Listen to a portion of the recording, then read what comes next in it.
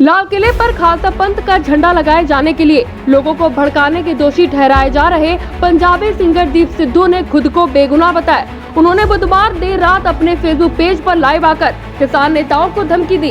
कहा, तुमने मुझे गद्दार का सर्टिफिकेट दिया, अगर मैंने तुम्हारी परतें खोलनी शुरू कर दी तो तुम्हें दिल्ली से भागने का रास्ता नहीं मिलेगा। सिद्धू ने कहा कि मुझे इसलिए लाइव आना पड़ा क्योंकि मेरे खिलाफ नफरत फैलाई जा रही है, बहुत कुछ झूठ फैलाया जा रहा है। मैं इतने दिनों से ये सब पी रहा था क्योंकि मैं नहीं चाहता था कि हमारे सांगा संघर्ष को कोई नुकसान पहुंचे। लेकिन आप जिस पड़ाव पर आ गए हैं वहाँ कुछ बातें करना बहुत जरूरी हो गया है। पहली बात तो ये कि 25 तारीख की रात को नौजवानों ने मंच पर रोष जताया था क्योंकि उन्हें पंजाब से दिल्ली की परेड करने का कहकर ही बुलाया गया था। इसलिए बार बार मंच में बड़े बड़े ऐलान और वादे किए गए थे। रोष जता रहे नौजवानों ने कहा कि जब हम दिल्ली आ गए तो आप हमें सरकार की ओर से तय किए गए रूट पर जाने के लिए कह रहे हैं तो हमें मंजूर नहीं है। सिद्धू ने वीडियो में कहा कि उस दौरान मंच पर हालात ऐसे बन गए थे कि अगुवाई कर रहे किसान नेता वहां से किनारा हो गए थे। उसके बाद मुझे निहंगों के जत्थे बंदियों के हालात खराब होने की कहते हुए वहां बुलाया गया। मैंने वहां मंच पर जाकर किसान नेताओं का समर्थन किया और भीड़ को समझाया कि किसान नेता बुजुर्ग हैं, वे बहुत परेशान हैं, इसलिए हमें समझना पड़ेगा। इसलिए मैं कह रहा हूं कि उस रात का मेरा भाषण नहीं देखना चाहिए। मैंने उस दिन भी यही बात कही थी। मैंने किसान नेताओं से भी कहा था कि जो लोग कह रहे हैं कि इसके अनुसार सामूहिक फैसला लो, वह गलत नहीं होगा क्योंकि संगत से ही हमारा मोर्चा चल रहा है और हम यहाँ खड़े हैं।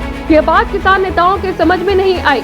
उन्होंने अगले दिन मार्च निकाला जिस रूट पर किसान और पुलिस ने तय किया था उस पर 3000 लोग भी नहीं थे। सिंधु टिकरी और गाजीपुर बॉर्डर के लोग खुद की गलत रूट पर निकल आए और लाल किले की ओर चल पड़े। उनकी कोई अगुवाई नहीं कर रहा है।